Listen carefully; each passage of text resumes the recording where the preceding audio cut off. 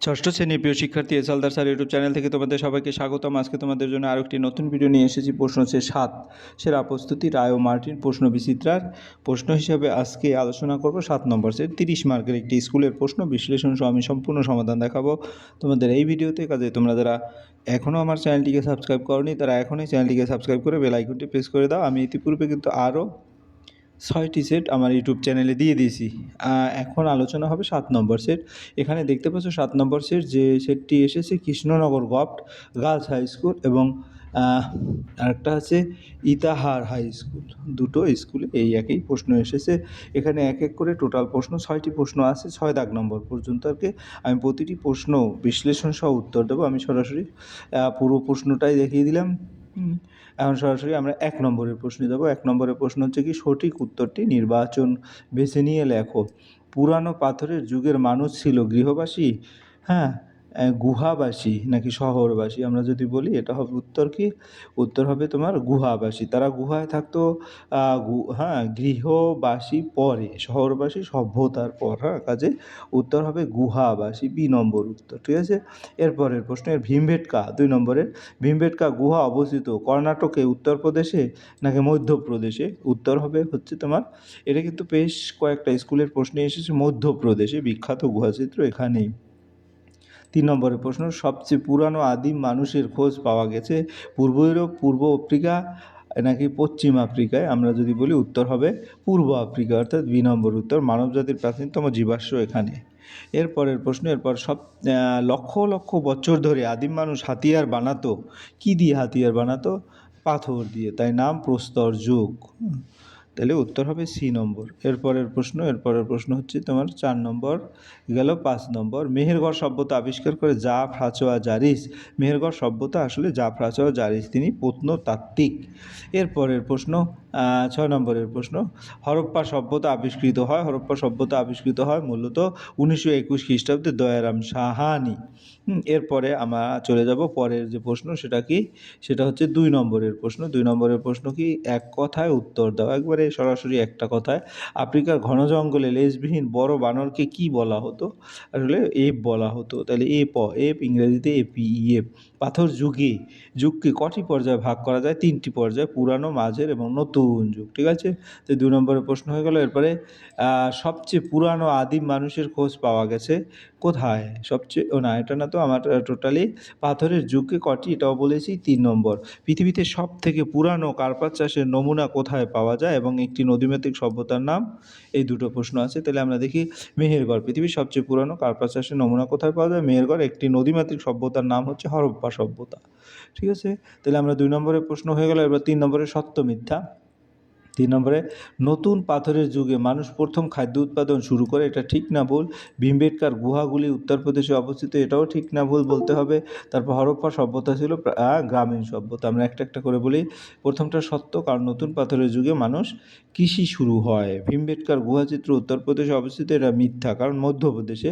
হরপ্পা সভ্যতা ছিল গ্রামীণ সভ্যতা, এটাও মিথ্যা, কারণ এটা নগর সভ্যতা। এরপরের প্রশ্ন হচ্ছে 4 নম্বরের প্রশ্ন, 2-3টি বাক্য উত্তর দাও, অর্থাৎ 2 মার্কের প্রশ্ন। তাহলে মাঝের পাথরের যুগে হাতিয়ার কি পরিবর্তন হয়েছিল? তারপরে আদিম মানুষ একসময় যাযাবর ছিল কেন? সিটাডেল কি?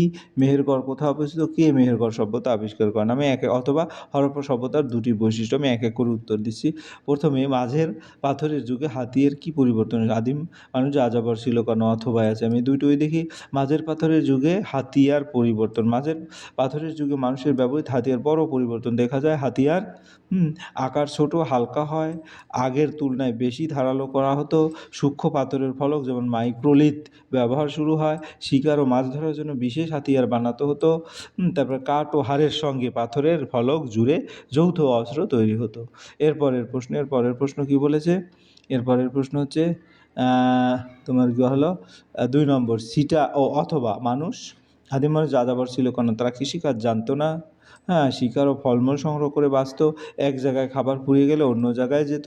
স্থায়ী ঘরবাড়ি ছিল না, তাই দল বেঁধে ঘুরে বেড়াতো, এজন্য যাযাবর বলা হয়। এরপরে বলবো সিটাডেল কি?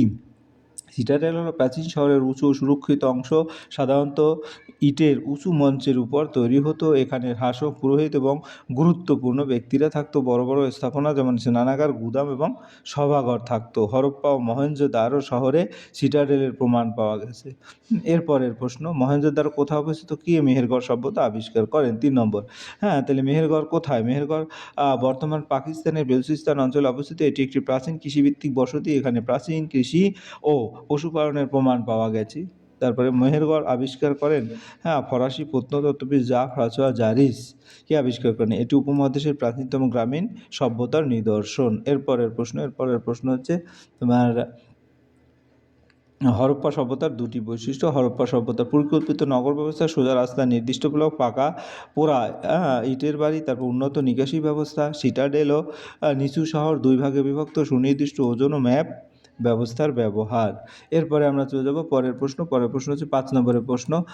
4-5টি বাক্যে উত্তর লেখো, 3 মার্কে। হোমোসেপিয়েন্স বুদ্ধিমান মানুষ, এর বৈশিষ্ট্য আর এর অথবা আছে হচ্ছে আগুন ব্যবহারের ফলে মানুষের জীবনে কী কী পরিবর্তন এসেছিল।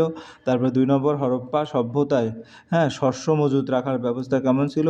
মহেঞ্জোদারোর স্নানাগার বর্ণনা দাও। আমি এক এক করে যদি বলি, হ্যাঁ, হোমোসেপিয়েন্সের বৈশিষ্ট্য। হোমোসেপিয়েন্স হলো আধুনিক বুদ্ধি মানুষ। এদের মস্তিষ্ক বেশ উন্নত ছিল, ভাষায় কথা বলা এবং ভাব প্রকাশ করতে পারত, পরিকল্পনা করে কাজ ও শিকার করত, উন্নত হাতিয়ার অস্ত্র তৈরি করত, গুহাচিত্র শিল্পকর্ম সৃষ্টি করেছিল, দলবদ্ধভাবে বসবাস করত।